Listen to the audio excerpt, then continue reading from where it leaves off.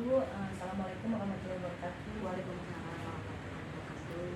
Saya mohon izin Ibu untuk nanti akan mengadakan diskusi bersama Ibu, guru, mengundang komite perwakilan orang tua dan juga siswa Ibu untuk membicarakan 7 model aset yang dimiliki sekolah gitu Bu. Silakan, mudah-mudahan kita bisa sama kita juga sehat dan sukses di pendidikan ini. Terima kasih banyak ya. Sama-sama.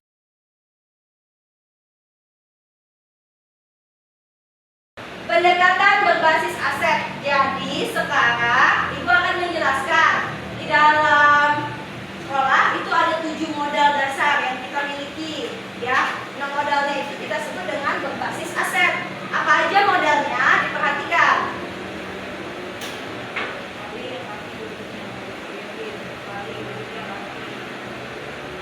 Nah, baik. Yang pertama ada modal manusia.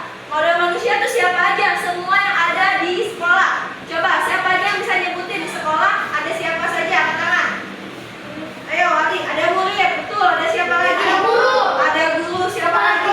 Kepala sekolah, pinter. Yang ada di sekolah siapa lagi? Penjaga. Ada satpam. Satpam, pinter. Selain itu, apa lagi? Ada buku. Bukan. Manusia. Perpustakaan. Tenaga perpustakaan, penjaga sekolah, bagus. Apa lagi? Dia membantu orang tua kamu nih, mama apa? Jadi apa? Kelas, komite kelas dan juga komite sekolah. Dan juga ada pengawas dan ada dinas pendidikan. Nah, kemudian ada lagi modal sosial. Modal sosial itu adalah yang di lingkungan kita. Misalnya ada RT, ada RW di lingkungan kita, kelurahan ya, sekitar sekolah. Kemudian ada modal politik. Jadi kita harus punya hubungan yang baik dengan sesama dinas yang lain atau dengan kepolisian, dengan polsek, polres ya, supaya jika ada kegiatan kita bisa didukung. Lanjut ya. Nanti Ibu akan bertanya tentang apalagi modalnya. Nah, sekarang ada modal lingkungan alam. Siapa yang tahu? Atau modal fisik dulu? Modal fisik bangunan. Ada apa saja di sekolah bangunannya? Siapa yang bisa? Bukan yang bangun utama itu. Ini kita ada di mana? Di sekolah. Di kelas. Ya, gedung bangunan sekolah.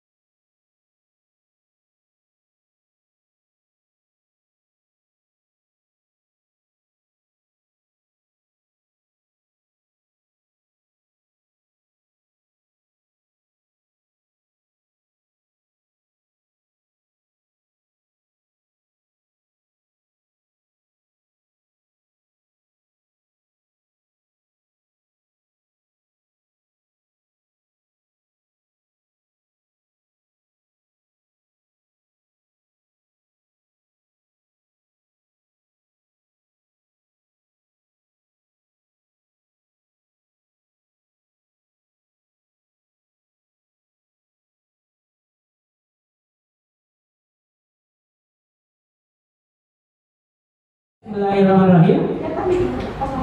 Assalamualaikum warahmatullahi wabarakatuh. Baik Bapak dan Ibu yang saya hormati, Ibu Kepala Sekolah Negeri Negeri 1 yang saya hormati, rekan guru, anak-anak yang Bapak banggakan, dan juga pengurus komite, orang tua siswa yang pada kesempatan kali ini hadir bersama kita. Alhamdulillah, pada siang hari ini kita akan berdiskusi mengenai analisis aset sekolah, dan insya Allah pada kesempatan kali ini akan dipandu oleh Ibu Maria Ulfa, calon guru penggerak angkatan ke-7 dari Kota Depok. Untuk mengefektifkan waktu, marilah kita buka acara ini dengan pembacaan basmalah. Bismillahirrahmanirrahim. Selanjutnya adalah sambutan dari Ibu Kepala Sekolah kepada Ibu Tasli SPD di silakan. Bismillahirrahmanirrahim. Assalamualaikum warahmatullahi wabarakatuh. Selamat siang menjelang sore. Salam bahagia untuk semuanya. Pak Duduk yang saya hormati sebagai pembawa acara, Bu Maria Ulfa SPD sebagai guru penggerak, calon guru penggerak angkatan 7, Bapak dan Ibu guru peserta diskusi pada hari ini, serta komite beserta jajarannya dan orang tua siswa dari kelas 5, anak sekalian yang Ibu banggakan dan Ibu sayangi. Alhamdulillah, hari ini kita bersama berkumpul dalam rangka kegiatan calon guru penggerak, yaitu diskusi tentang aset sekolah atau analisis aset sekolah. Alhamdulillah, mudah-mudahan diskusi ini dilancarkan, kita bisa mensukseskan program calon guru penggerak yang hari ini akan dipandu oleh Ibu Maria Ulfa SPD. Hadirin yang saya hormati beserta diskusi, aset sekolah yang kita tahu memang hanya yang berupa benda yang terlihat. Ya, ternyata nanti setelah dianalisis atau juga saya pernah membaca bahwa aset itu ada yang bergerak dan ada yang tidak bergerak, ada yang bernyawa dan tidak bernyawa. Nah, mungkin ini lebih lengkapnya nanti akan disampaikan oleh Bu Maria Ulfa dalam diskusi kita. Ya, mari sama-sama kita aktif bertanya, kita aktif dalam kegiatan ini. Nanti membantu Bu Ulfa ya dalam penyampaian materinya. Itu barangkali yang saya sampaikan pada awal diskusi ini. Ya, sukses untuk Bu Ulfa dan sukses juga untuk kita semua. Terima kasih. Assalamualaikum warahmatullahi wabarakatuh. Terima kasih Ibu Kepala Sekolah yang telah sambutan. Tepuk tangan Bapak dan Ibu untuk Ibu Kepala yang luar biasa selalu memberikan dorongan ya, motivasi kepada kita semua. Selanjutnya kita kepada acara berikutnya, yaitu analisis diskusi pemetaan aset sekolah kita yang akan langsung dipandu oleh Ibu Maria Ulfa. Kepada beliau dipersilakan. Tepuk tangan dong buat Ibu Maria Ulfa. Wow, saya nggak ada pantun ya. Giliran ibu ini mah tadi saya mau orang cantik. Baik, terima kasih. Assalamualaikum warahmatullahi wabarakatuh.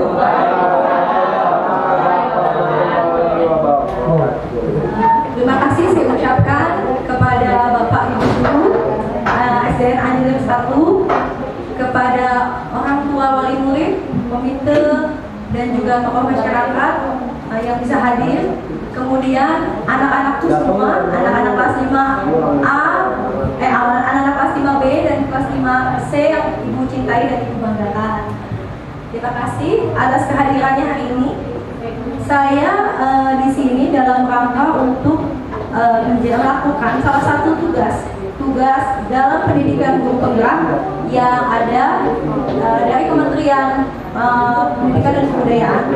Jadi saya dan Pak Guru ini dalam rangka mengikuti pelatihan ini sebagai salah satu pengembangan profesi kami. Nah, pada hari ini saya mengumpulkan Bapak Ibu semua untuk mendiskusikan tentang pemetaan aset. Pemetaan aset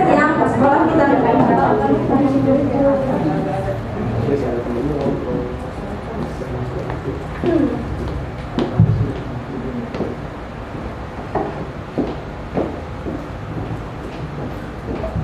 pemetaan aset yang akan kita lakukan hari ini, kita akan berfokus pada pendekatan berbasis aset atau asset based approach.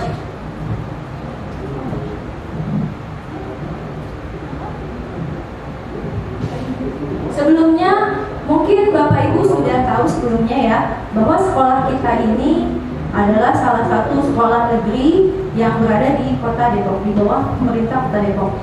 Dalam sekolah itu sebenarnya merupakan suatu ekosistem. Ekosistem itu yang dimaksud dengan ekosistem yaitu adalah interaksi antara makhluk hidup dan unsur-unsur yang tidak hidup dalam suatu lingkungan. Jadi sebenarnya sekolah itu sendiri adalah ekosistem, bukan berarti ekosistem seperti tumbuhan ya, tetapi ekosistem yang saling mendukung antara satu unsur dengan unsur yang lain. Di sini sekolah kita terdiri dari dua unsur, yaitu unsur biotik dan abiotik.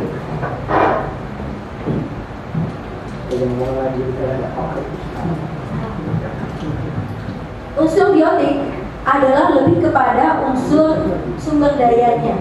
Jadi di sini unsur biotik yang ada dalam sekolah kita yaitu antara lain murid, kepala sekolah, guru, staf dan teknik, pengawas sekolah, orang tua, masyarakat sekitar, dinas terkait, dan juga pemerintah daerah. Karena kita berada di wilayah pemerintah daerah.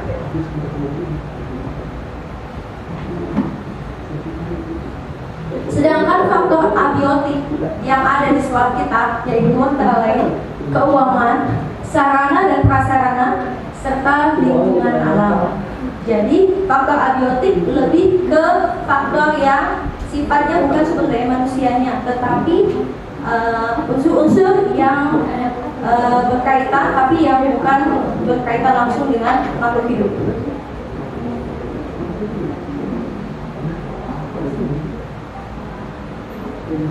Ada dua jenis pendekatan yang bisa kita lakukan ya Bapak Ibu ya. Yang pertama yaitu kita bisa melakukan pendekatan berbasis kekurangan atau masalah. Nah, sebelum kita akan lebih berfokus pada aset yang kita miliki, saya akan jelaskan sekilas tentang apa itu kekurangan atau pendekatan berbasis kekurangan atau masalah. Jadi di sini kita berfokus hanya pada masalah. Kita berputar pada suatu masalah utama dan kita mengidentifikasi kekurangan-kekurangan yang ada. Kelemahan dari berbasis pendekatan berbasis masalah ini adalah kita harus betul-betul membuat suatu program yang bisa untuk menyelesaikan masalah tersebut. Tetapi sayangnya pendekatan berbasis masalah lebih mengarah kepada banyaknya kekurangan dan juga hal-hal yang belum kita miliki.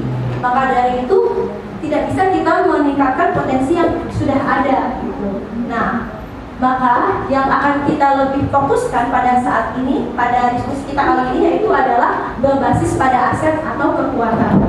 Nah, pendekatan yang berbasis pada aset atau kekuatan, kita harus mempunyai visi ke depan. Dalam merancang sebuah program, kita harus punya suatu program yang mendukung kebijakan dan juga yang bisa membuat sekolah kita menjadi lebih maju dan visi misi yang sudah kita punya bisa tercapai dan tentu saja yang berpihak kepada siswa. Jadi kita harus bisa membuat suatu rencana dengan mengorganisasikan kompetensi yang sudah ada. Nah, bagaimana kita mengetahuinya? Kita harus melakukan pemetaan aset terlebih dahulu. Seperti itu.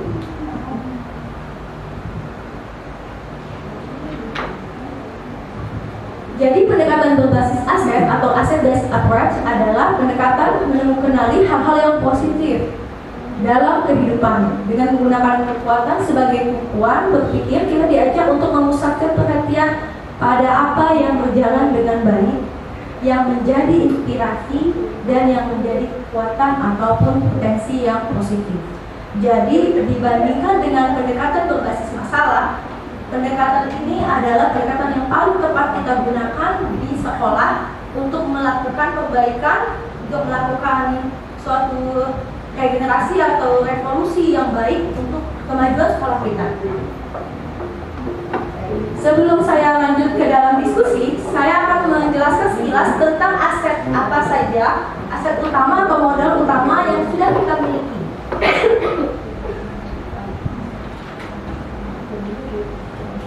7 modal utama di sekolah. Yang pertama yaitu adalah modal manusia. Di setiap sekolah sudah ada modal manusia atau aset manusia ya. Nah, inventarisasi maksud dari modal manusia yaitu adalah inventarisasi perorangan yang dapat dikelompokkan berdasarkan sesuatu yang berhubungan dengan hati, tangan, dan kepala. Jadi di sini memang maksudnya adalah bagaimana sumber daya manusia itu, atau bagaimana caranya manusia atau aset manusia yang ada di sekolah itu dikembangkan lagi. Kemudian yang kedua adalah modal sosial. Selain modal manusia, kita juga butuh modal sosial, yaitu adalah modal yang mengikat warga masyarakat yang ada di dalamnya dan mengatur pola perilaku warga. Jadi di sini lebih ke interaksi ya Bapak Ibu ya, gitu.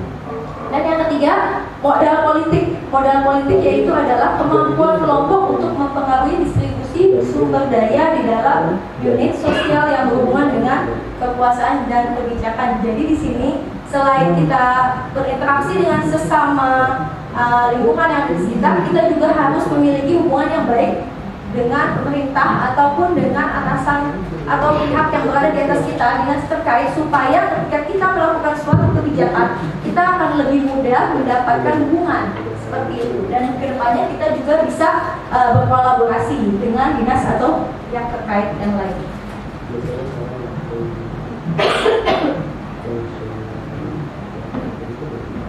Yang keempat yaitu adalah modal agama dan budaya. Mungkin modal agama dan budaya ini sudah pasti dimiliki oleh seluruh sekolah. Hanya saja berbeda-beda keragamannya ataupun variasi kebinekaannya. Jadi di sini modal agama dan kebudayaan atau budaya itu lebih kepada suatu kekayaan yang dimiliki oleh sekolah tersebut. Dari segi latar belakang, dari segi keahlian yang dimiliki, ataupun juga dari tokoh-tokoh yang bisa berperan dalam sekolah. Kemudian modal fisik. Modal fisik di sini ada di Indonesia Bapak Ibu dan adik-adik semua ya, anak-anakku sekalian.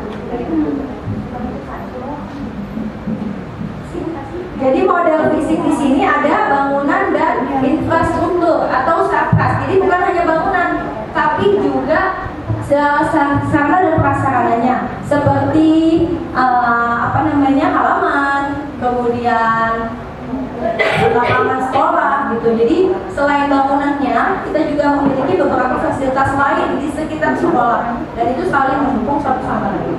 Yang keenam adalah modal finansial.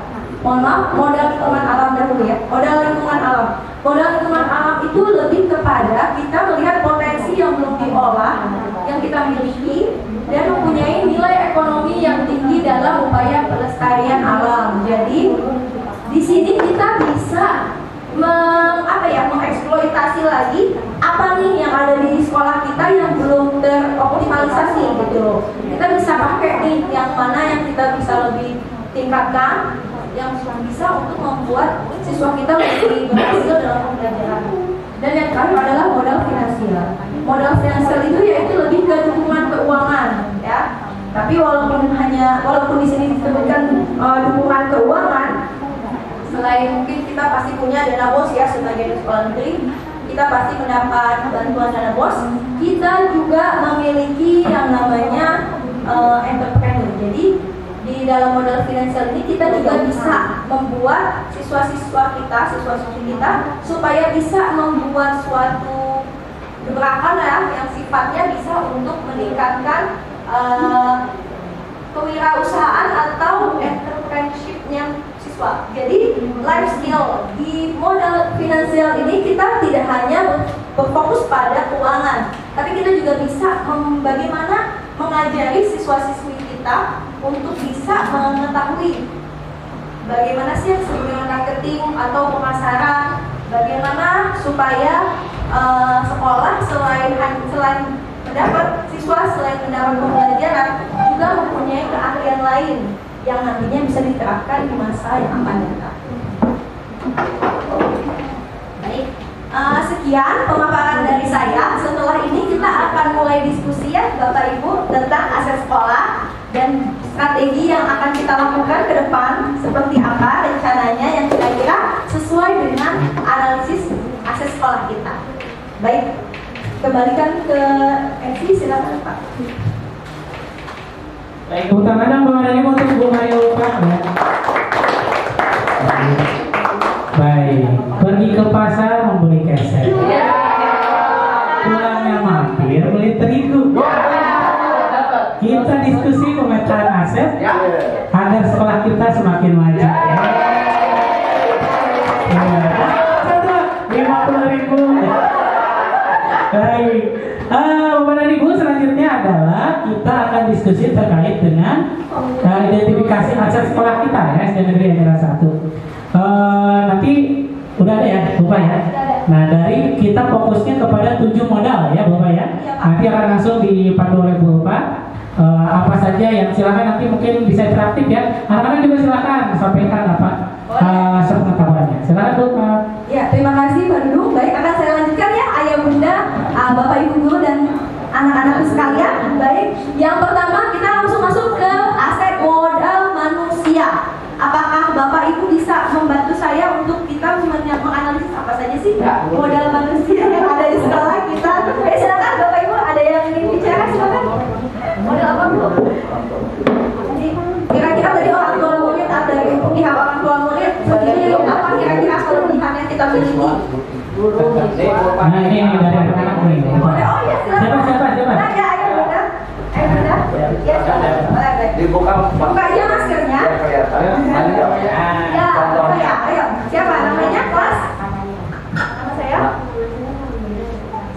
Ya, volumenya gede dikit ya. Ya, Almira silakan. Kita ikut. Tepuk tangannya belum ya? Apa? Baik, orang tua muridnya yang seperti apa Almira menurut kamu yang memiliki kelebihan dibandingkan sekolah lain? Sekolah kita memiliki kelebihan orang tuanya yang bagaimana? Profesi, oke bagus. Jadi dari profesi orang tua kita ya yang sangat beragam ya, betul sekali. Terima kasih Almira.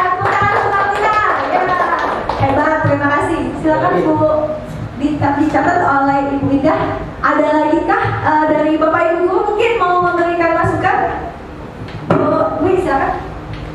Siswa, terus tenaga pendidik. Baik, siswa dan tenaga pendidik. Iya, terima kasih Bu Dwi. Kemudian ada lagi, Bunda, ada yang ingin menambahkan? Karyawan dan staf. Oke, karyawan dan staf ya. Terima kasih Bu.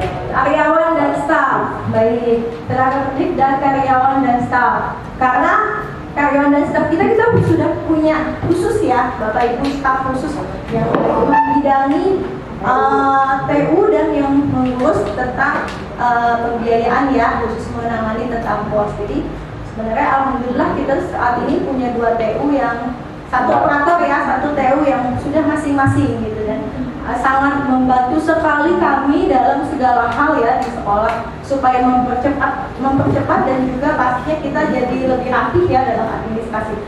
Apakah ada lagi yang ingin ditambahkan mungkin Bapak Ibu atau anak-anak ada lagi yang punya ide lain? Tadi sudah orang tua, siswa, pendidik, ada lagi nggak yang mau ditambahkan?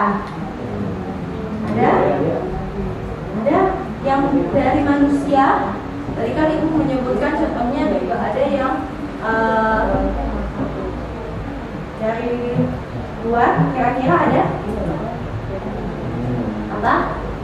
Boleh satu lagi? Silakan. Apa? Mau bicara? Silakan.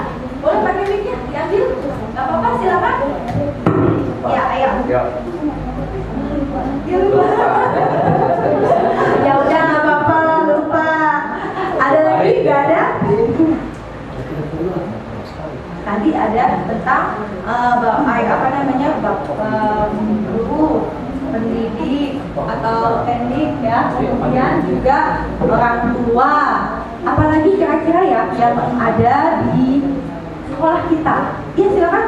Tadi ya tokoh masyarakat, betul ya. Tokoh masyarakat juga sangat membantu ya dalam kebijakan-kebijakan nanti yang akan kita buat.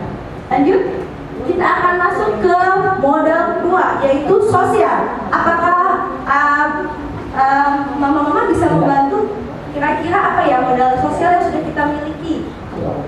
Interaksi apa yang kita berhubungan dengan apa saja pada bagian sosial ini?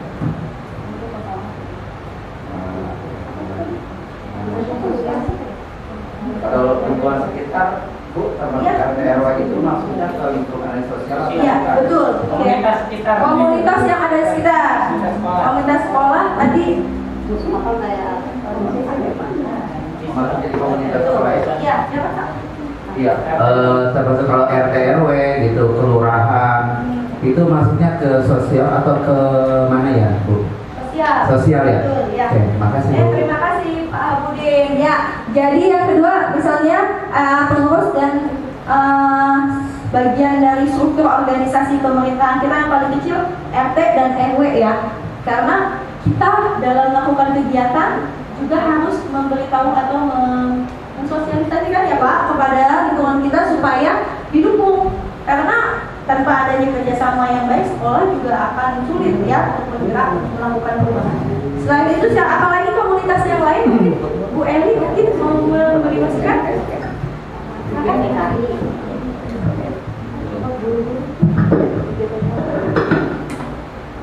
Selain RT RW mungkin agak ke atas sedikit kelurahan ya. Oh iya betul. Terima kasih juga ada apa ya, kalau kita itu kan biasanya di kelurahan itu ada babinsa gitu ya, yang babinsa dan Mas. jadi yang seperti itu kan juga kita perlu hubungan baik juga dengan mereka. Ya betul sekali. Terima kasih Bu Eli. Iya, jadi kemudian kita juga butuh dukungan dari babinsa, kemudian juga dari kelurahan. Kebetulan kita dekat sekali ya dengan kelurahan kita ya di sana di Depok ya. Tapi kita belum pernah ya Pak ya melakukan kunjungan ke kelurahan ya. Mungkin suatu ketika kita bisa mungkin meminta izin untuk melakukan kunjungan ketika mungkin materinya tepat ya dan ada materi yang sesuai, kita bisa berkunjung. Jadi kita paling nggak punya gambaran anak-anak seperti apa sih sebenarnya kelurahan dan di dalamnya itu apa saja yang dilakukan ya, yang ditangani, dan itu sangat-sangat baik.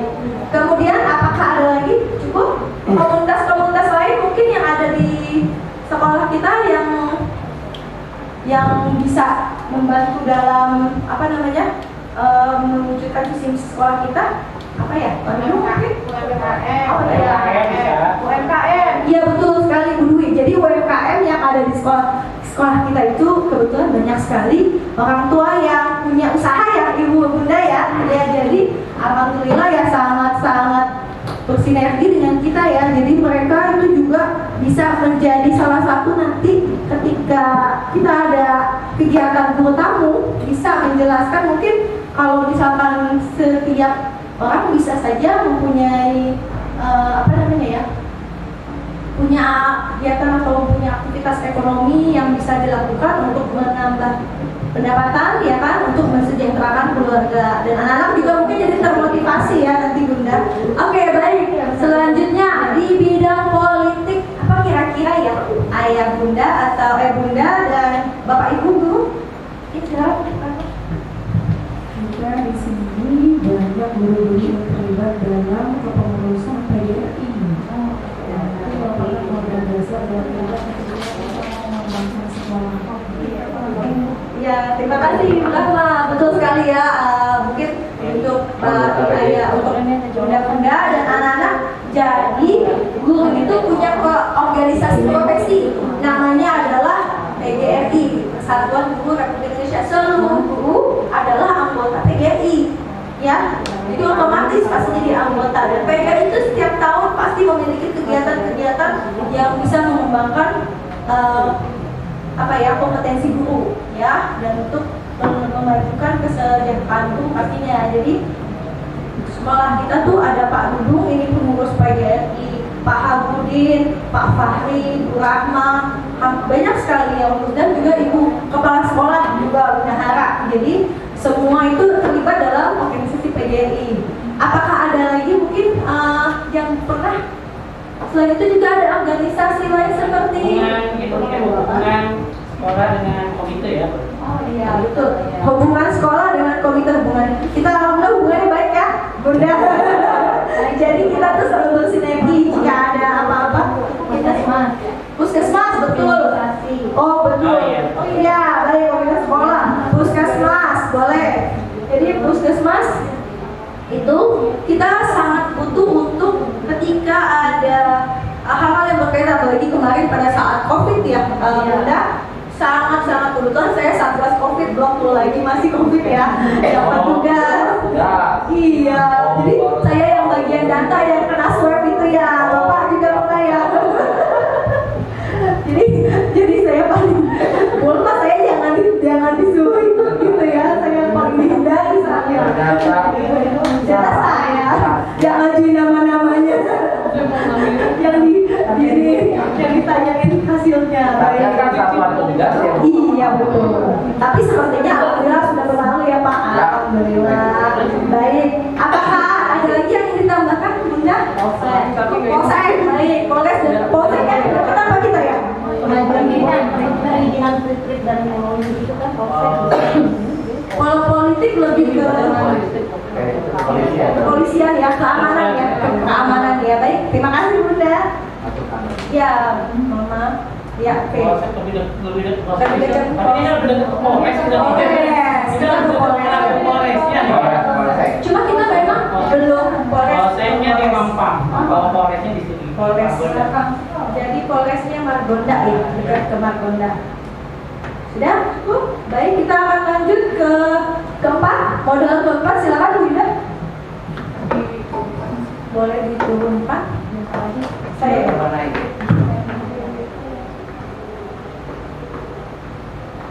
keempat itu ya.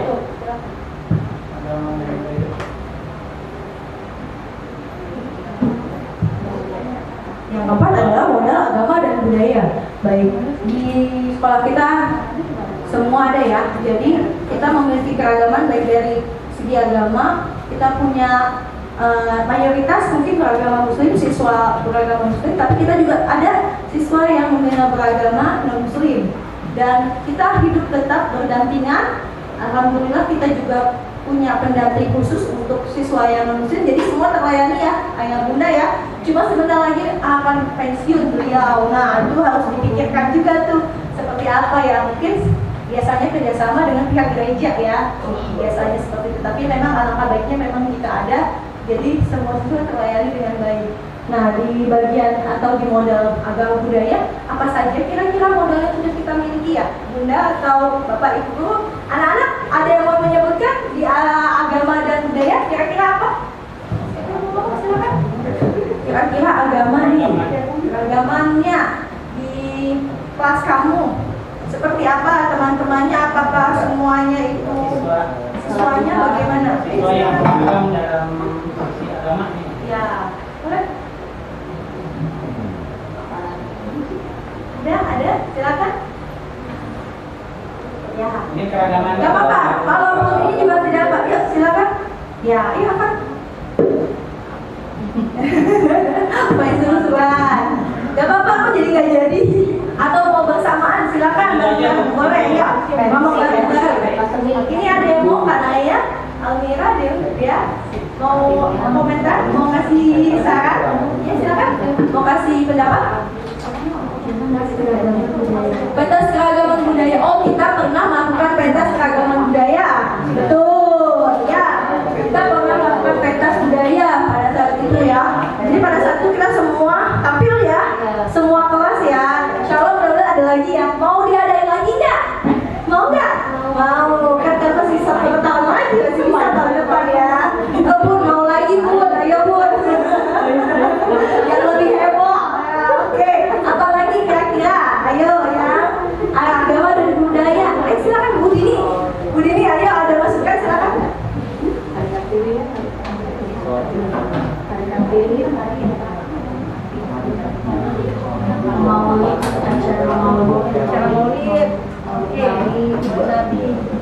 Jadi pada agama dan budaya kita sering mengadakan upacara atau peringatan hari keagamaan ya. Baik, kita ada peringatan hari keagamaan yang selalu kita lakukan setiap tahun ya. Dan kita juga biasanya melakukan kurban ya, ayah bunda ya. Alhamdulillah setiap tahun kita ada. Mudah-mudahan tahun ini apakah akan dilaksanakan lagi? Oh tahun ini enggak. Oh begitu. Oh karena masih libur. Oh begitu. Jadi tahun ini tidak ada.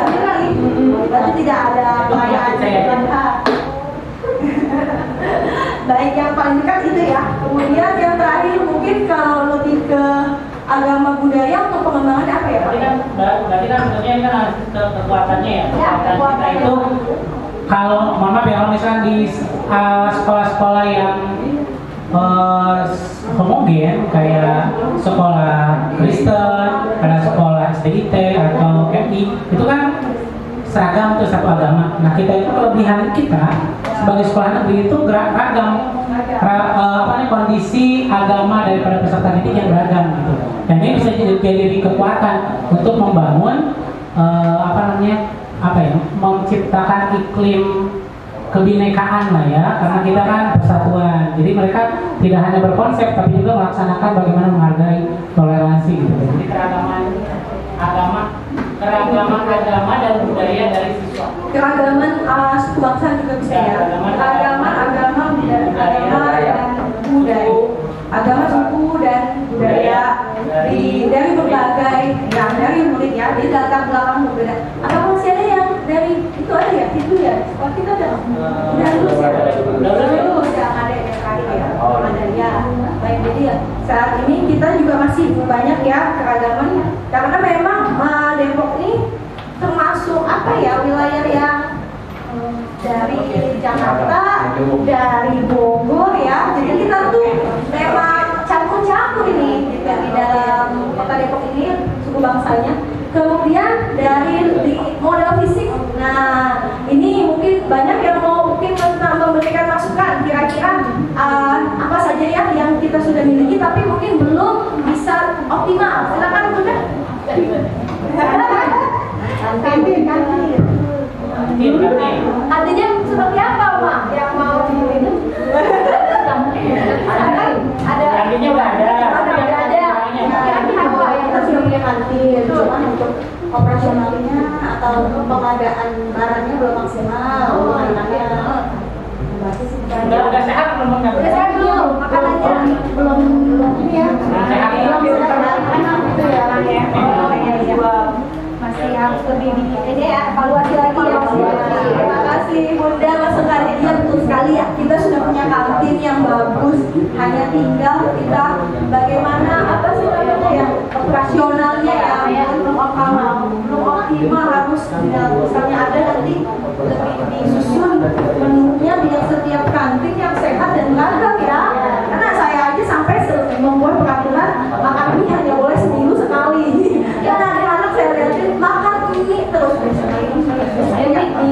kan walaupun orang tuanya mungkin tidak tahu di rumah kan, dan bisa aja ketika ditanya bilangnya tidak makan mie, tapi kan yang lihat saya, jadi kan saya itu kasihan lambung kamu, usus kamu gitu kan. Jadi hari Kamis kadang-kadang saya minta maaf, harusnya sebenarnya sebulan sekali ya, sekali baik atau 2 minggu sekali. Mudah-mudahan anak kita lama-lama bisa lebih mengetahui mana ya. Dan sebenarnya jajanannya macam-macam, cuma karena dia kalau sudah suka dengan satu, biasanya itu lagi maunya gitu. Sama yang manis-manis ya Bu, itu memang banyak sekali yang sukanya nggak minum air putih tapi banyak yang manis, sukanya yang manis. Ada lagi? Anak-anak, ayo yang mana? Apa yang mau dimasukin? Silakan. Ayo mau apa kira-kira di sekolah kita nih? Yang ada nih, kamu sering lihat tapi kok nggak pernah digunakan ya di sekolah. Kok jarang ya kita tuh diajak atau kita mau menggunakan perpustakaan. Iya betul, gimana ya? Perpustakaan dihidupkan lagi ya. Senang ya perpustakaan kan? Iya ya. Nah nanti mudah-mudahan nanti Ibu akan coba ya mendiskusikannya kepada bagian perpustakaan. Oh iya, sekarang perpustakaan. Bukannya kami tidak ingin melakukan perpustakaan,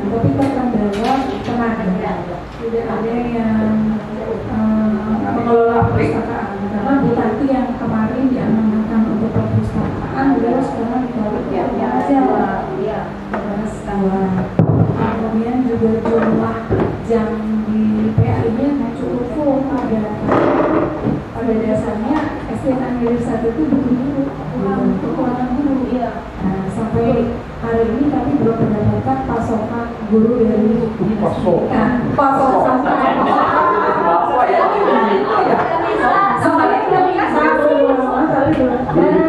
Jadi guru dari orang tua siswa ada yang bisa melakukan pendekatan atau tanda kutip bisa berhubungan dengan pihak pendidikan melakukan pendekatan untuk bisa mendapatkan guru ke sini seperti itu. Nanti tahun depan bisa berapa sih itu kalau jumlah gurunya memadai? Berarti pertama tugas Mama Galang dan kawan-kawan itu menganalisis ke keluarga orang tua. Ya nanti siapa yang pejabatnya, siapa yang dinas pendidikan. Ada. Tapi kan kalau boleh kan tertulis tuh ya. Tulis atasnya melihat kondisi anjir saat ini ya. Ini kan krisis guru tahun depan. Pak Habudin. Jangan disebut dong. Kalau Mama Galang tahu nggak enak. Pikirannya makin gede ya. Karena ini jadi kadang-kadang kalau di kelas itu orang tua itu nulis pekerjaan itu bilang untuk wira swasta. Nah, kita nggak tahu wira swasta ini apa gitu kan. Nah mungkin dari komite udah lebih detail gitu ya. Kadang-kadang wira swastanya itu apa? Pegawai swasta. Atau pegawai swasta. Kan kita nggak tahu pegawai swasta itu sebagai apa gitu kan. Atau pegawai negeri PNS itu jadi PNS apa gitu kan, kita juga nggak tahu. Kalau mungkin PNS di dinas pendidikan, apa di BKPSDM, atau mungkin ada sepupunya wali kota kan. Jadi kita ada Kita bisa tahu spesifik di komite di kelas kan lebih tahu dia biasanya profil orang tuanya. Kadang-kadang anak pun ditanya, nggak semuanya tahu loh ayahnya kerja di mana. Ayah kamu kerja bu, kerjanya di mana? Jakarta. Tapi kantornya di mana? Gitu, nama kantornya apa? Gitu. Jadi memang kayaknya anak-anak orang tua harus lebih banyak apa ya? Komunikasi itu terutama ayahnya mungkin yang belum dari pagi sampai malam, pulangnya kan karena mungkin kerja bukan di Depok ya. Jadi kita pun kalau bukannya kita nggak mau kita nggak bisa tahu ya Bu, karena nggak semua anak juga tahu profesi asli orang tuanya itu kerjanya di mana, mereka belum tentu tahu gitu. Jadi mudah-mudahan, jadi kan besok kalau misalkan mereka lebih tahu, mereka juga bisa termotivasi ya dengan pekerjaan orang tuanya masing-masing. Lagi sekalian. Oh ya silakan. Curhat nih. Hubungan ini kan juga terkendala. Selama ini pendekatan yang kita lakukan untuk ruang atas itu belum terrealisasi. Nah, kalau ada pejabat disdik katanya, nah itu saya rasa harusnya bukan jadi satu hambatan buat kita untuk merealisasikan atas bisa diperbaiki. Gitu. Karena kalau bisa sampai tahun depan ini kondisi real. Kalau sampai tahun depan pasti dia belum diperbaiki, maka akan seperti ini. Tahun depan masih ada yang sekarang, gitu. Dan program kita ke depan untuk pelaksanaan pembelajaran sampai full 3 itu konsisten, tidak akan jalan. Kita dari bottom up-nya sudah ya namanya ya, dari bawah ke atasnya sudah. Barangkali ada yang bisa. Iya, kalau ada orang dalam kan biasanya bisa jadi kita. Atau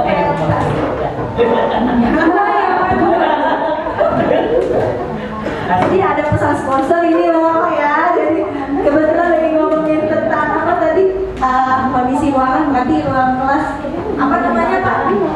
Perbaikan itu namanya apa? Perbaikan ruang kelas. Rehab kelas kita belum ya, kita belum dapat. Ini sampai sekarang masih harap-harap cuma seminggu ya.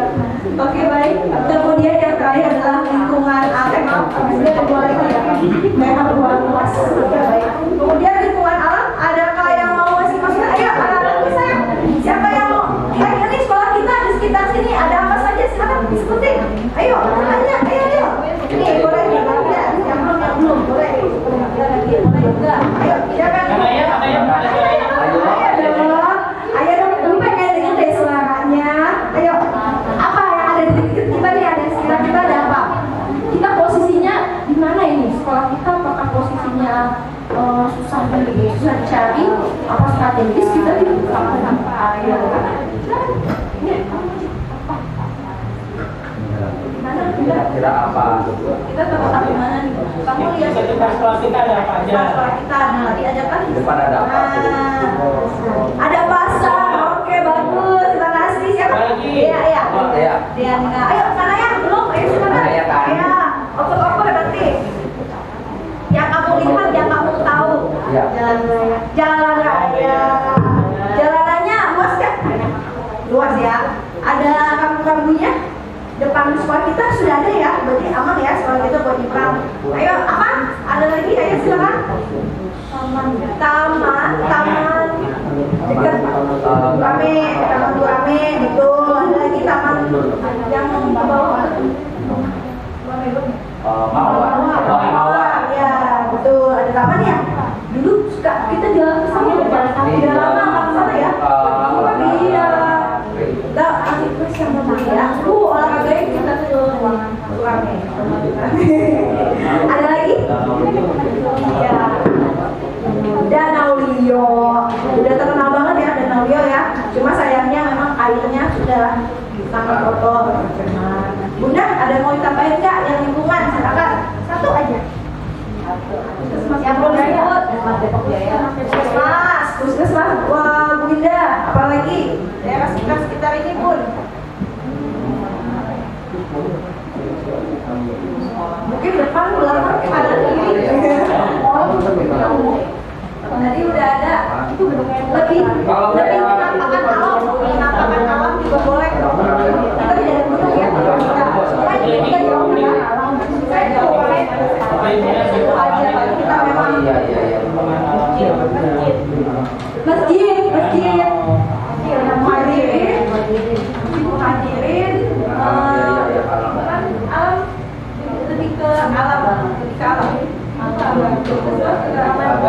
Kalau menceritakan agama, jadi kayak penampakan alam dan penampakan buatan yang ada sekitar. Kita dekat stasiun ya, tapi kita belum pernah jalan-jalan kereta ya. Boleh kali kapan-kapan ya.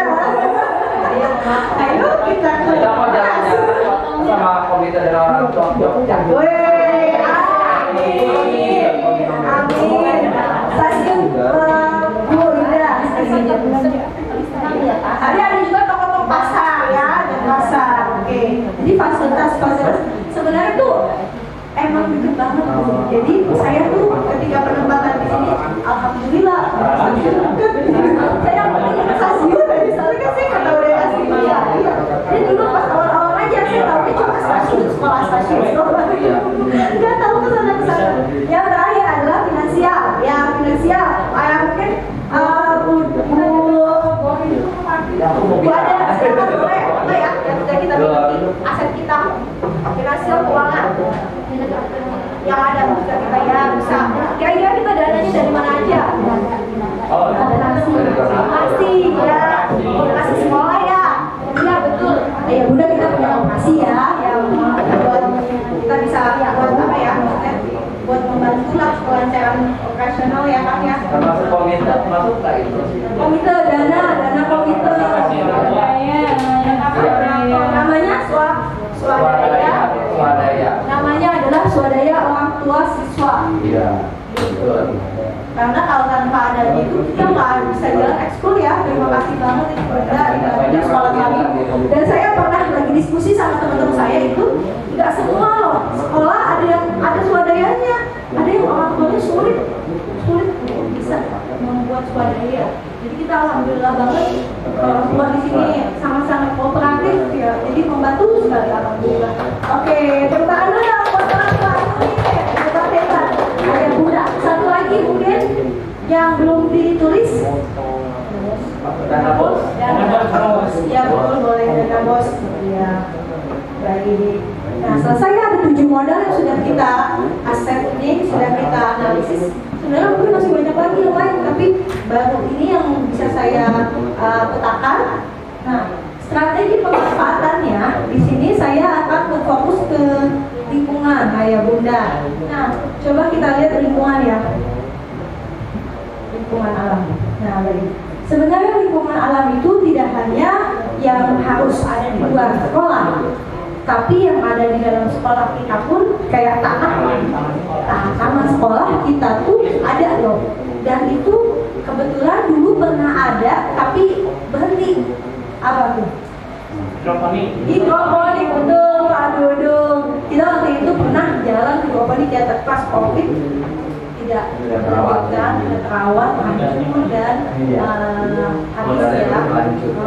Jadi sayangnya itu. Nah, untuk membuat kayak seperti itu lagi agak-agak berat ya, dana dan segala macam itu perlu waktu dan tenaga juga.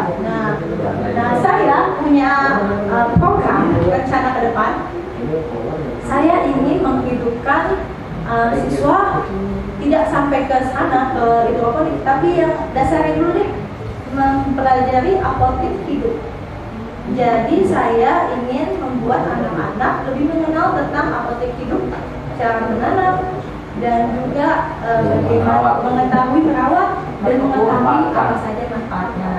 Nantinya ke depan sama seperti programnya Bu Rahma dan Pak Dudung literasi, pada hasil akhirnya saya akan mengarahkan anak-anak untuk bisa membuat buklet tentang tanaman yang mereka tanam, cara menanamnya dan khasiatnya.